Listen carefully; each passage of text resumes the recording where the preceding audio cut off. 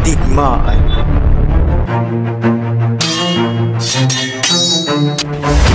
Kataksilan.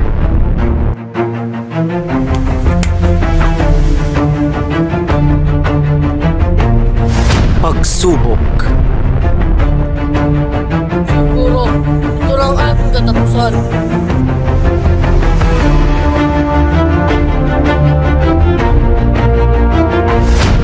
Pag-ibig.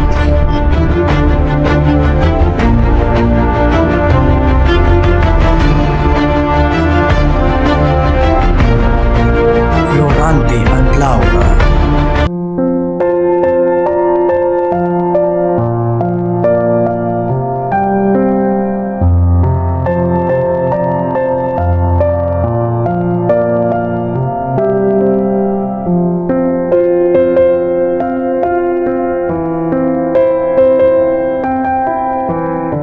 Sa gitna ng isang malawak na gubat na kung saan nakagapos ang isang kaawa-awang tao sa isang puno ng higera.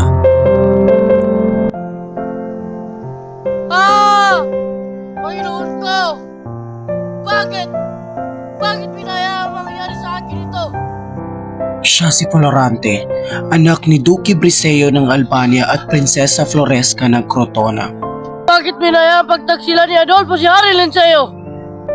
At pinatay ang aking ama! Siguro, ito lang aking katapusan. Sa hindi inaasahang panahon, may isang Moro na naglalakad sa gubat at may narinig na tinig. O Tadhana! Kalupit mo!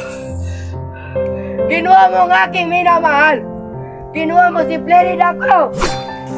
Paalam, mahal kong Albania. Paalam, mahal kong Laura. Saan kaya nanggaling ang boses na yun?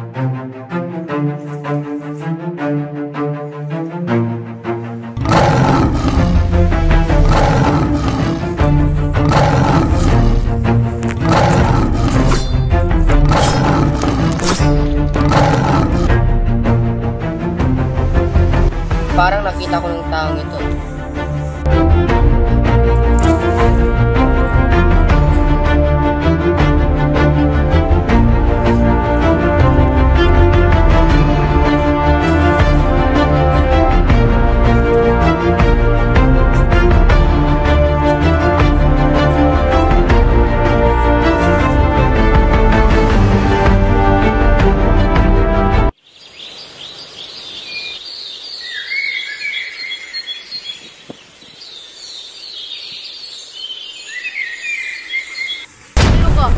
Anong ginagawa mo dito? Pahinga ka muna.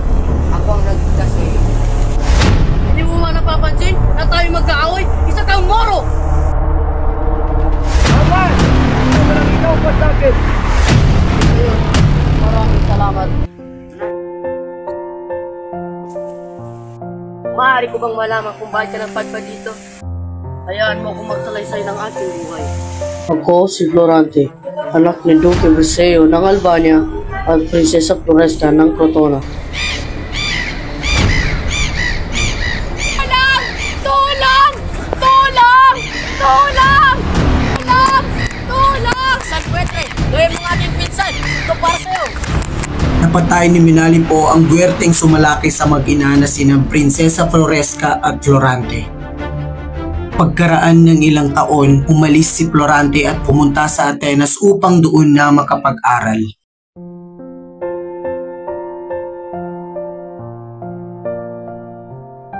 Pinabati kita, Florante, dahil napakita mo yung galing. Salamat po. Doon na nagalit si Adolfo kay Florante. Isang hapon, itinipon ni Antenor ang kanyang mga estudyante. Si Florante at Adolfo ang unang magsasabot.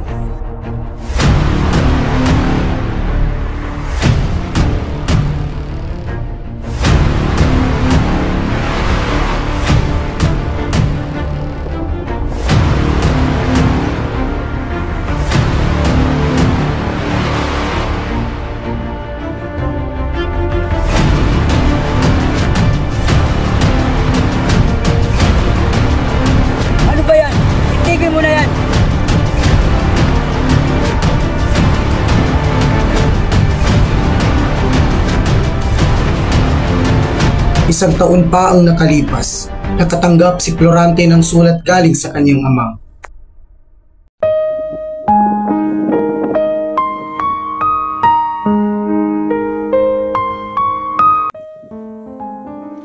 Aking ina, hindi man lang tayo nagsama ng matagal.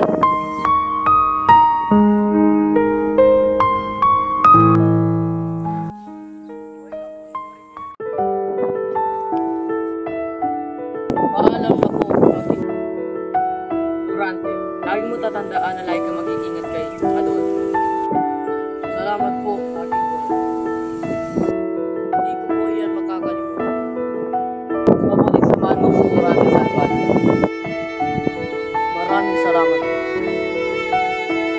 Umuwi si Florante sa Albania kasama si Menandrio. Nakatanggap si Duque Briseo ng isang sulat mula kay Haring Linceo. Mahal na mahal. Ito ang aking anak na si Florante. Ang lalaki sa aking panaginip. Ikaw ang susunod sa aking trono.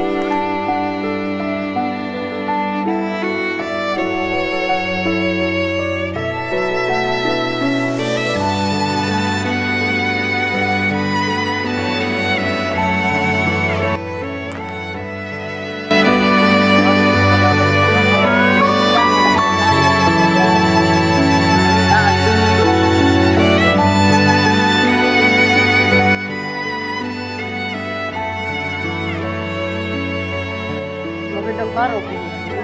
Kanina pa kita napapansin dito. Magandang umaga, Doktoran. Ang langit ang kinikwento ng aking alisa.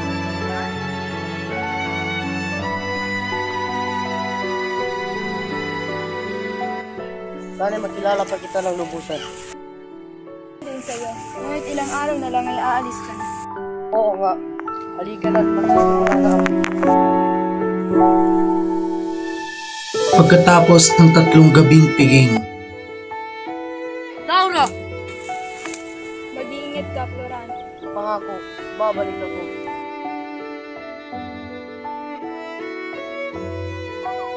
Magandang gabi, Florante.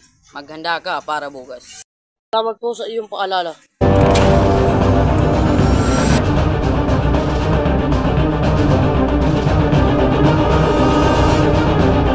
Sugod!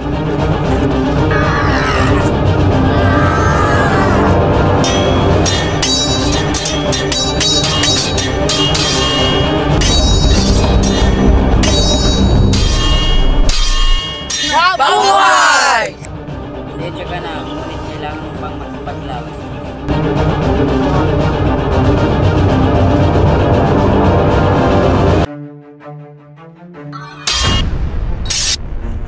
Pagkatapos isalaysay ni Florante ang kanyang buhay, ay sumunod naman si Aladdin na anak ni Sultan Ali Adab. Ako si Aladdin, anak ni Sultan Ali Adab. Flerida, sumama ka sa akin! Ayoko sumama sa'yo! Kung ayaw mong sumama, papatayin ko si Aladdin! Sige, sasama ko sa'yo kasi parang awa mo na huwag mo sasakit si Alan.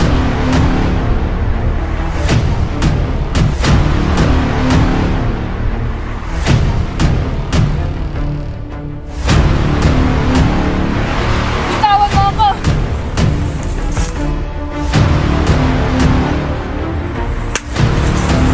sa pamamagitan nito, magiging tahimik ka na. Hoy! Itigil mo yan!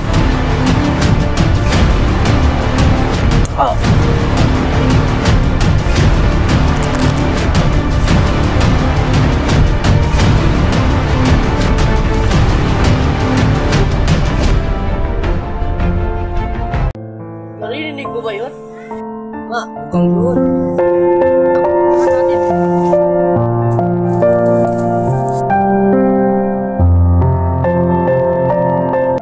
Flerida! Laura! Aladdin! Florante!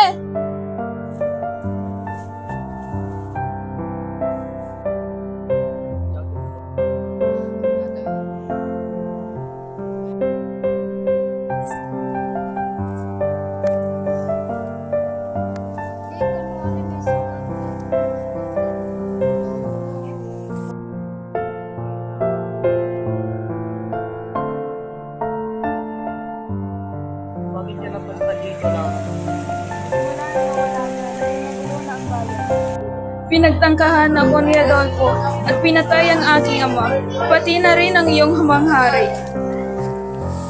Umuwi na sila sa kaharian na maging isang ganap na hari na si Florante. Bininyagan niya sina Aladdin at Clarida.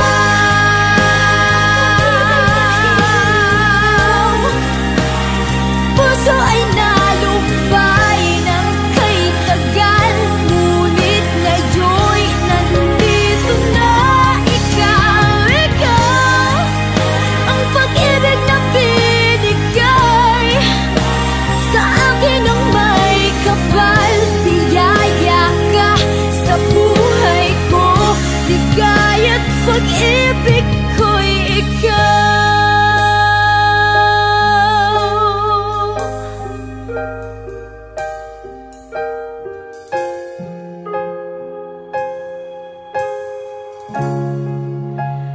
Pag-ibig ko'y ikaw.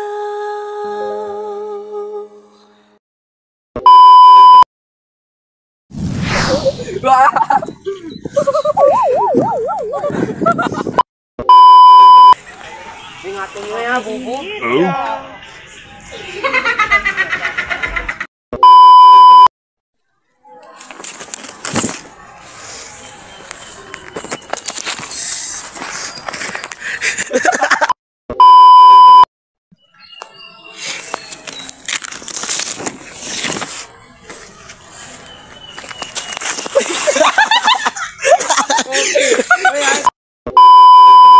Parang nakita ko ng taong ito. Hoy!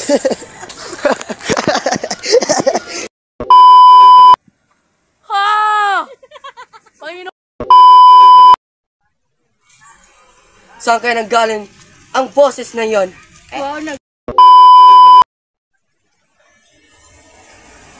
Gising na.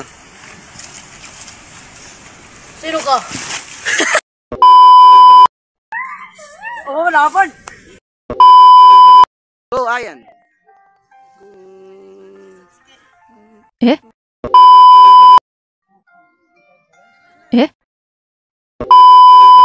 Go!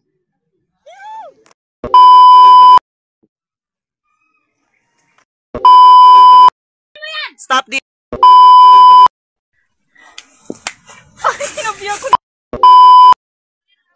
Ooh!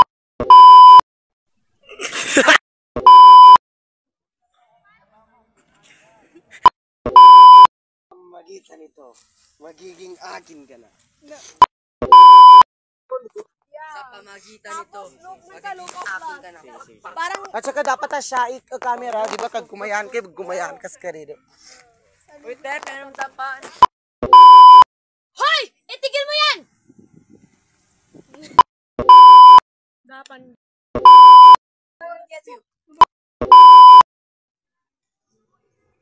Saka,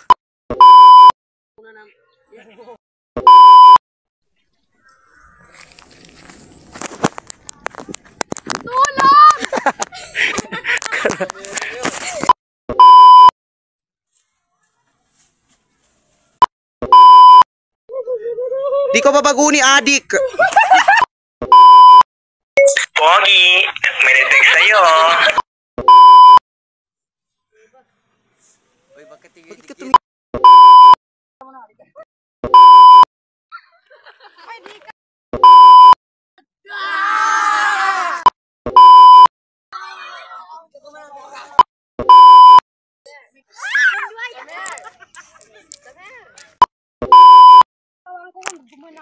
Sige, 1, 2, 3, action!